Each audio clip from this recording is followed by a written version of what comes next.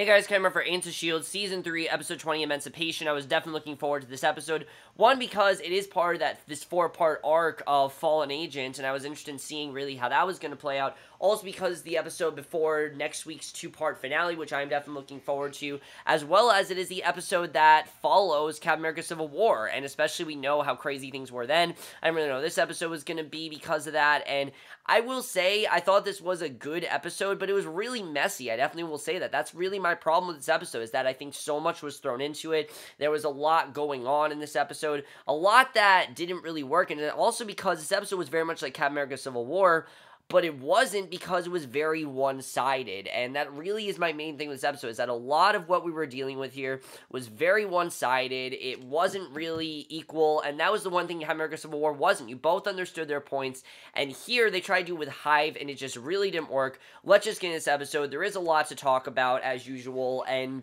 the first scene, right away, we already get some insight on the fallout of Civil War. We hear Coulson and Melinda, they're hearing about the Sokovia Accords, and I like how Coulson really feels let down because he really believed in Stark and Cap, and they were his heroes, and he watched them, you know, when he was a little kid and everything, and it makes us remember that Coulson started out as, you know, part of in the movies. He started out in the Avengers, you know, he was in Iron Man as well. We remember him in those movies, and it really makes us remember how far we've come, which I do really like seeing. I do admit some of the dialogue here was a bit hokey. Throughout this whole episode, there was some hokey dialogue. She says they need to stop Hive and can't have the government hamstring him. Coulson tells her to do what she has to do while he deals with the government. He tells Melinda to leave because he is coming, and of course we know he is Hive, and Melinda leaves out the back. Talbot comes in, and of course, he is actually Talbot, we find out. And the general wonders why they're meeting in the middle of nowhere. Coulson said they need to talk. The two men sit down, and of course, we know why we set up that whole episode where we had Talbot and Coulson, because, of course, they're going to use Talbot eventually when they need him, and this was one of those situations where they did need Talbot.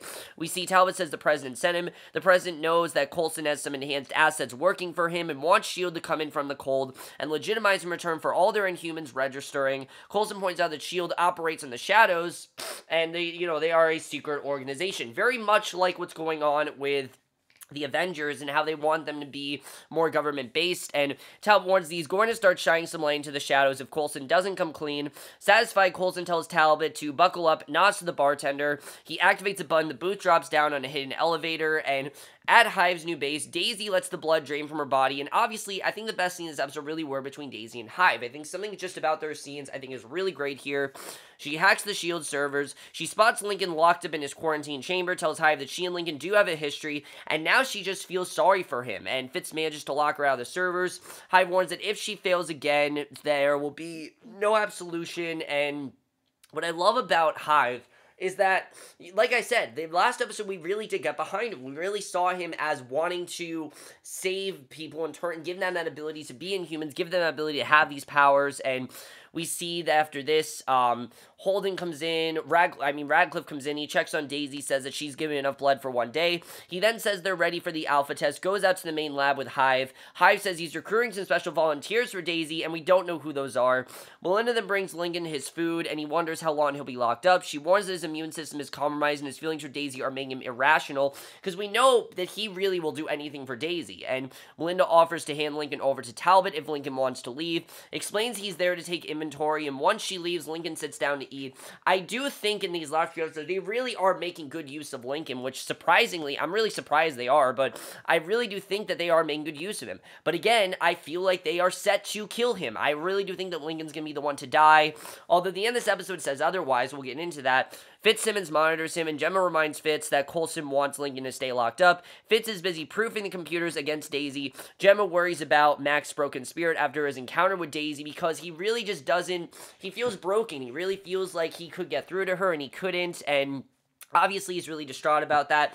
Once he secures his computers, Fitz asks if Gemma has any plans, and as they start to kiss, Melinda tells them to stop worrying about Daisy because she already knows everything about them. It's time to go on the offense, and tells the scientists to figure out what drives Hive. They need to know Hive's endgame, because obviously they need to see what Hive's plan really is, which they don't know. We know, but they don't, and Coulson shows Talbot around the base, asks Talbot not to report their Inhumans. Elena arrives, and Coulson introduces her to Talbot. She points out that there will be a price on her head if her powers are revealed.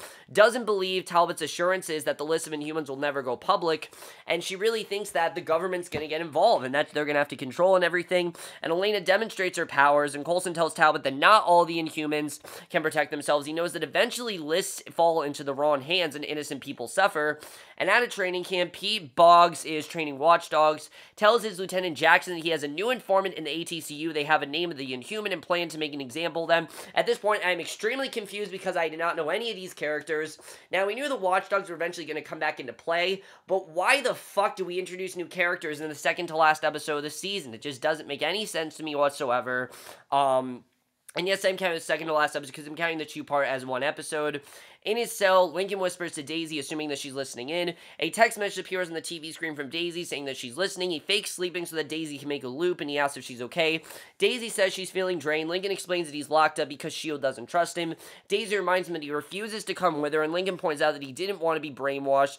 He just wants the two of them to be together, alone, away, and from seeing everything, from seeing the world. You know, he just wants them to be together. And Daisy spots Coulson and Talbot coming, and Lincoln gets back into bed as she cuts the feed. And I do really like that Daisy says straight out that she's not brainwashed, that she does genuinely care about him. And honestly, I believe her. I don't think Daisy really is brainwashed. I think a lot of this really was her choice, and she would have done this anyway. I've said this before. But Elena then finds Mack in the kitchen, wonders why he's not happy to see her. She says that they can't save Daisy, explains that Daisy lost her soul to Hive, they think at least, and Mack doesn't want what happened to Daisy to happen to someone else he cares about. He's really worried that someone else is going to get on Hive's side. And Elena checks his fractured ribs. Mack warns that whatever Hive is doing is Armageddon, and it's obviously very dangerous. And Elena tells him to have a beer. And some fatad, Mack wonders if they're fooling themselves. Here's my problem with this episode. It's mainly dealing with this. The entire episode, they're trying to treat Hive like he's some sort of monster, and in many ways, we see throughout this episode that he's really not. He wants to give humans the chance to have these abilities, and he's not really this monster. At no point in this episode do they really touch upon the fact that, you know, he's not really this evil. Like I said, the episode's very one-sided, just making him this villain, and it just doesn't really work, in my opinion. When the episode's very one-sided, we don't really get to see his side of things, and I really did want to see Hive's side. We didn't, and that killed some of this episode for me, definitely. We see Elena tells him to have a beer and some fatad, and Mack wonders if they're fooling himself. She points out that evil wins when people doubt instead of standing and fighting, and it preys on the weak because it fears the strong. And in a nearby town, Jackson spots the Inhuman they know about. He joins the other watchdogs. Pete warns they need to get the Inhuman back to the base. Again, I just didn't care about these characters. Why all of a sudden are we focusing on these watchdogs? I don't really understand it. I understand, obviously, that Hive recruited them and that they were working for him, but why are they suddenly a big part of this? I mean, I thought they really took them down. I knew that they were obviously out there, but all of a sudden we're focusing on these characters that I don't necessarily care about. Talbot then insists that they need the Accords for everyone's protection. He knows that Lincoln has control issues. Coulson insists that S.H.I.E.L.D. is uniquely qualified to help Lincoln, and basically Talbot explains the process, and Lincoln agrees to register in return for his freedom. Coulson objects, but Talbot wonders why Lincoln doesn't attack them. Lincoln says that it isn't who he is, and he couldn't get off the base without help. Talbot then tells Coulson to show them the worst that they have, and I like where this is going. Talbot really wants to see if these Inhumans can be trusted, and he can see with Lincoln that Lincoln hasn't at all. You know, he's not attacking them, he's not vicious in any way, and Coulson takes Talbot to see Lash, explains that he's Garner after his permanent change. Talbot insists that it needs to be frozen, and Coulson says that Andrew may be an asset. He assures Talbot that the general has seen everything that they have. Hold on a second here. I thought that Andrew was killed in that one episode. Why all of a sudden is he back? I don't know. I thought that he was killed. Apparently he wasn't. I mean, this really fell out of place to me, the fact that Andrew's back. I felt like they just had him in here for what happens at the end of this episode, but I thought he was dead. I really thought that Lash was dead, and he's not, and apparently he's not dead, so okay. That kind of was abrupt to me. So Daisy recontacts Lincoln, asks if he wants to leave. He agrees if he can see her again. He will basically do anything if he can see her again. You know, if she wants him to leave, by all means, he will leave, just because he'll get to see her. And In Coulson's office, Talbot wonders how Coulson is so calm about this, and Coulson admits that he's getting used to world-threatening disasters. And once Lincoln follows Daisy's instructions, she tells him that he'll have 3 minutes to get to the exit point. Lincoln knocks out the guard with a tray, he heads out, and again, I think there was some really good stuff between Lincoln and Daisy in this episode. I genuinely felt that Lincoln cared about her. They still don't have really all that great chemistry, but I do think that Lincoln really cares about Daisy, and I definitely saw that. So Talbot wants to perform a preemptive strike, but Coulson warns that the government won't believe him, even if they're convinced Hive's plans will be done by the time the government swings into action. Lincoln makes his way through the hallways. Daisy spots Melinda on the monitor. She sets off an alarm to distract Melinda. Lincoln moves off when the agent's back is turned. Fitz then explains that Hive stole something from the HCCU facility in Indiana. Talbot knows what was taken, and Coulson asks him to trust them. Fitz discovers that Daisy's back in the system and gain access to Lincoln. They realize it's a pre-recorded loop, and they go to the cell, confirm that Lincoln is out.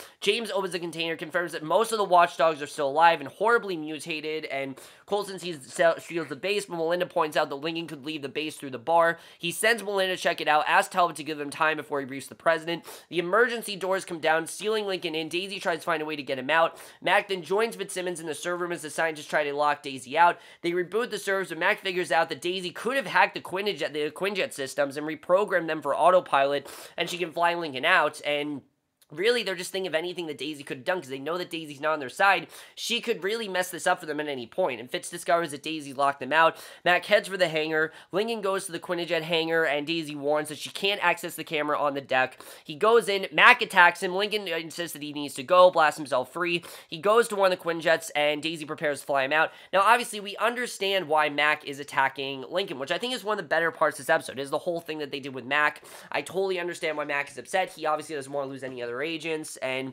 he doesn't want the same thing that happened to Daisy to happen to Lincoln. He's worried that Lincoln is going to get brainwashed, and he really doesn't want him to. But again, Daisy really isn't brainwashed. Like I said, I really do think she genuinely feels this way, and Holden then insists that his process should have worked, and Hive tells the mutative watchdog primitives to remove the restraints. They easily break free. He then orders the primitives to grab Radcliffe and insists that it will work the next time. Satisfied, Hive says the primitives will do just fine, and when Radcliffe objects to them as abominations, Hive says they're not abominations. James agrees with Radcliffe, but Hive says they're part of him, the Inhuman race. He tells Radcliffe to make more, and Radcliffe quickly agrees, and that, he says that they have the right ingredients this time. It should work, and as Lincoln prepares to fly out, Daisy assures him it will be just the two of them. Coulson, Talbot, and Elena arrive, confirm that Mack is okay, but can only watch the Quinjet flies out. Hive then joins Daisy, tells him that Lincoln is on his way. Her leader assures Daisy that Lincoln will understand once he joins them. He then takes Daisy to see the primitives and says that they are their children. Hive tells her they'll need more blood, all of it. Fitz then clears Daisy out of the system. Talbot prepares to have the Quinjet shot out of the sky. Coulson refuses to let him make the call, and Melinda comes in with Lincoln, and Talbot wonders who was on the Quinjet.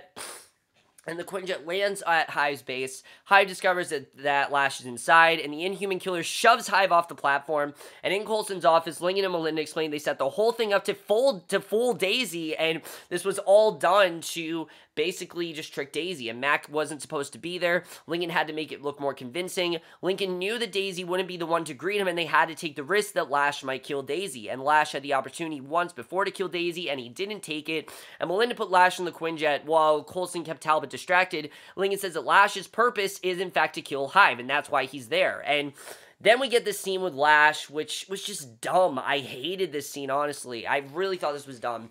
Lash leaps down, he moves on, and Hive tries to infect him. Lash destroys the parasites with a gesture, he blasts Hive, and the primitives break out of the container. They attack Lash, overwhelming him, and Radcliffe tells Daisy what's happening. She pulls free from the transfusion tubes. The scientist says they should run, but she blasts Lash with her seismic powers. However, she's too weak to keep up the blast. Lash gestures, removes the parasites from her body, says that she's free, and she's no longer under Hive's control. She can do whatever she wants to do. He then picks Daisy up, puts her inside the Quinjet, and it just seemed like this was done just to get Daisy out of Hive's control and back in S.H.I.E.L.D. And James returns and drives an energy chain through Lash's chest, which I did think was pretty cool. How he was like Ghost Rider. I thought that was pretty cool there. And Daisy blasts James. The primitive's back. She takes Lash's hand as he dies, then goes to the cockpit and calls the S.H.I.E.L.D. base to tell him that she's coming home. And Again, nice scene, but I just didn't really care that Lash died. I mean, I thought he died already, so whatever. And when Daisy returns, a guard escort her in chains. The team is there. Coulson welcomes her back. Lincoln says it's good to see her. Daisy tells him that Lash died trying to save her. Talbot wonders if Lash killed Hive, but Daisy doesn't answer, and the guards take her to the med bay. Lincoln figures that Lash was there to save Daisy, not to kill Hive, and Gemma says that it was Andrew that saved Daisy. Yeah, obviously. I mean, it was kind of a dumb line there. So in the med bay, the scientists check Daisy, confirm that she's sway-free, she's suffering withdrawal symptoms, but they expect a full recovery, and Coulson puts her in quarantine. Fitz says that they know what Hive plans to do with his new pathogen. If he can create a sufficient shockwave, Hive can spread the new virus across the world, turn them into the primitives, and that's what he wants to do. He wants to turn them into the primitives, and Talbot tells him that Hive has a way. He took a fully operational warhead from the ATCU, and obviously they have to fear that. I'm confused here with something here, though. Was Daisy brainwashed, or does she actually still feel this way? I feel like Daisy tricked them. Like, she wants them to think that she's no longer under Hive's control, and that she's cured and everything, and that she's no longer under Hive's control. But I think she generally still does believe what Hive is doing. I do think she generally wants to leave S.H.I.E.L.D. I feel like she's tricking them like they tricked her, and this is kind of her revenge on them. I feel like it's something that Daisy would do. I feel like it makes sense, and I feel like that's exactly what's going on here. But then we get to the end of this episode. Mack is working in his room. Elena comes to see him. She asks him if he believes that they can win. Mack says he's ready to fight. Elena tells him to keep his fates and leaves, and Mack discovers that she's left him her crucifix necklace, and we don't know what this means, what exactly is going to happen with Mack, why she gave him this necklace, what's going to happen there. But that's where this episode ends. Overall, guys, really messy episode. I understood the point of this episode. Like I said, very one-sided. They never really got us to get behind Lash and kind of, you know, get behind, and not Lash, Hive, and really understood him. I didn't really care about Lash's death because I already thought he died. Daisy, like I said, I think she's fooling him. I don't really think that she really ever was under Hive's control. I think that this was all really her. Some of it might have been Hive, but I feel like a lot of it, like her wanting to leave S.H.I.E.L.D., that was Daisy herself that wanted to do that, and she really wanted to leave S.H.I.E.L.D. on her own. I think she made sense why she wanted to leave S.H.I.E.L.D. What she said to Mack, I don't think is her lying. I don't think something like that you just lie about. I think that definitely is true. What is going to happen with Mack? I mean, it seems like they're saying that Mack is the one to die. I feel like Lincoln should be the one, though. I feel like it would just make sense if Lincoln died. He's been getting a lot more focus lately. Mack or Lincoln, they're definitely going to die. I don't know who. There's a promo that says Gemma's going to die. Gemma's not going to die. If that happens, I will be really pissed because they already faked Gemma's death and they're not going to do it again. That'd just be really dumb if they did that. I'd be really pissed. Is Hive's plan going to work? We don't know. They did say, though, that whatever happens in next week's finale is going to change the show forever. And I don't know what capacity, really. We'll have to see what happens with that. Overall, guys, like I said, I wasn't a huge fan of this episode. I wanted to be, I just wasn't. I felt there was too much going on. I'm really pumped for next week's finale. I can't wait to see what happens. Definitely things are going to get really crazy. Someone's going to die. How that's going to affect S.H.I.E.L.D. How are they going to get to space? Because we know something gets them to space from episode 11. We've known that's going to happen. So definitely something is going to get them to space. We know what's going to happen there. But all guys, guys saw this episode. I'd love to hear your thoughts on it. Like I said, very messy for me. But I will see you guys next week, which will be for tonight's episode of Outlander. And I will see you guys for that. Okay, bye.